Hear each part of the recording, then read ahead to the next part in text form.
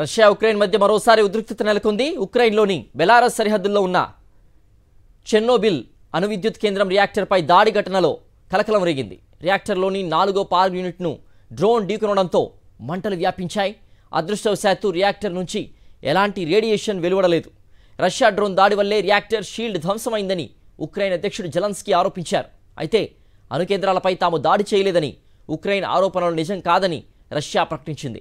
చర్చల ద్వారా యుద్ధాన్ని ముగించేందుకు జరుగుతున్న ప్రయత్నాల్ని దెబ్బతీసేందుకే ఉక్రెయిన్ ఇలాంటి ఆరోపణలు చేస్తోందని రష్యా అధికార వర్గాలు చెబుతున్నాయి.